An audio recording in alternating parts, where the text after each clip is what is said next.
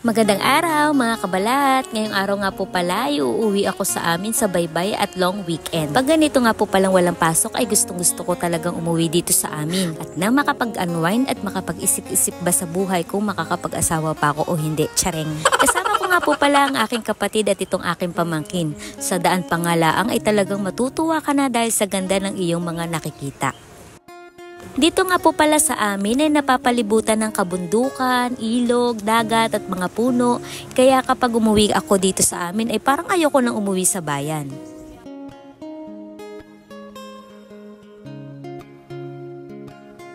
Pagdating ko nga po pala dito ay nagpahinga ako ng konti at maya-maya ay nagyaya na itong nanay kong kumuha ng rimas. Ay kukuha anak ng rimas, kasama ikaw? Alam mo ba? Rimas. Alam mo yung rimas? Parang langka. Langka siya, parang langka. Masarap. I don't know. Sige. Sige, sasali ka. Kasama ka. Ikaw ang aakit ha. Hindi. Tara.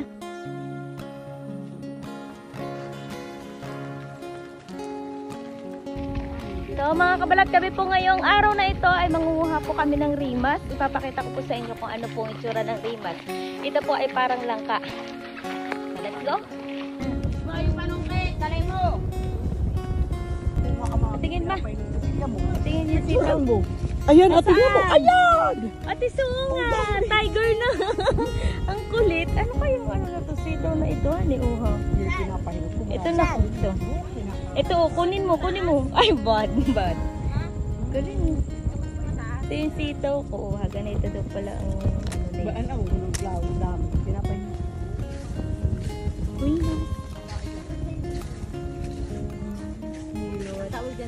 Simba! Ito pa po yung isa naming aso. Simba, halika dito, Simba!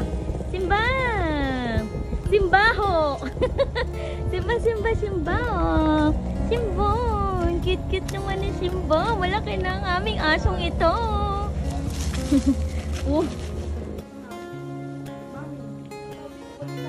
Tira mo din itong pinya ni Mama. Mamaynog na ito. Ayun si paggakiato ha, mataas pa naman. Pong rimas ay parang hugis bilog na parang kahawig po ng langka.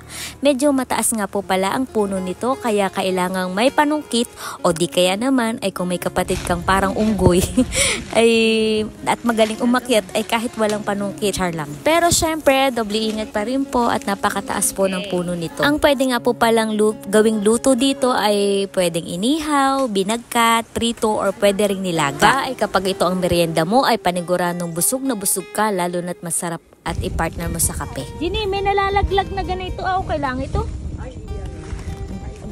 Ang kagandahan nga lang po talaga dito sa amin sa probinsya ay hindi ka magugutom at marami kang pagkaing makukuha sa paligid laang. Malakas po pati ang mga tao dito at puro gulay, prutas, isda at iba pang mga pagkaing sariwa na dito lang sa paligid namin nakukuha. Basta masipag ka lang, makakakain Mama, ka. na itong rimas. Tingnan mo, parang dilaw-dilaw na siya. Magandahan eh. Isip na mukha ko. Kasi sige, gano'n mo dyan gano'n mo sa mukha mo. Okay, 1, 2, 3, picture. So, may isa na po tayong rimas. Tama na. Picture, 1, 2, 3. Isa pa. Uyong, pang-pito na. Tama na. Tama na daw.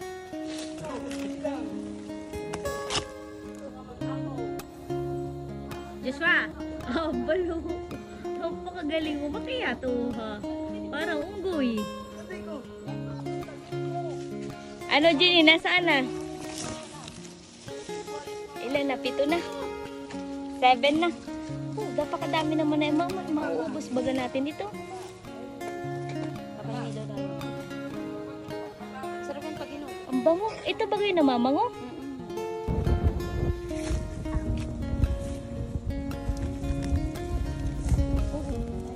Galing. Galing ni Diyos mo.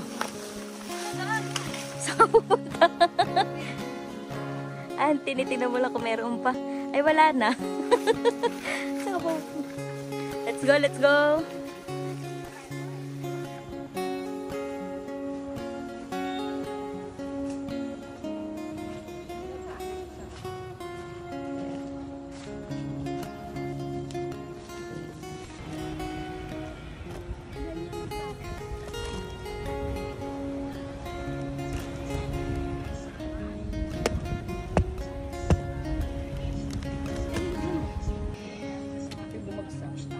kayo pababalatan eh.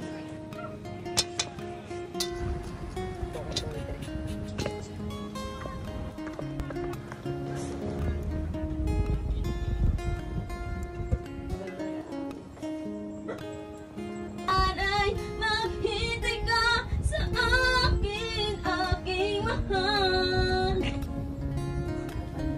Tuwang. Ang pag-ibig mo dahil yan din ang pangako ko sa'yo. Anay, maghintay ka sa akin, aking mahal. Gustuhin ko man ay di ba nararapat. Naiigiyan na siya. Oy. Hi, Ming. Hi, Ming. Hi, White.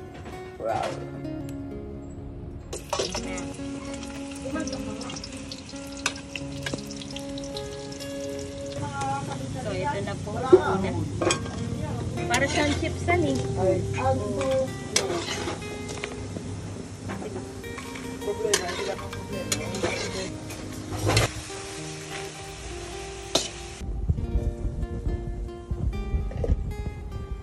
So, titikman na natin mga kabalat. Paano lasa?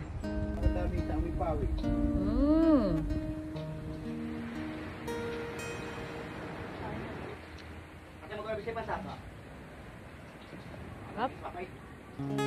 Sarap.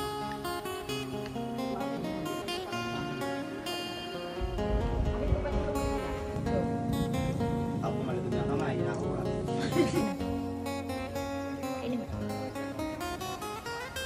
Anong lasa? Sarap. Masarap siya. Anong lasa nga? Parang tinapay yan eh. Tapos malinamnam. May sugar. Mainit. Dahan-dahan, mainit. Dito nga po pala sa amin ay ako ang kanilang tagaluto pag may lulutuin lang, charing.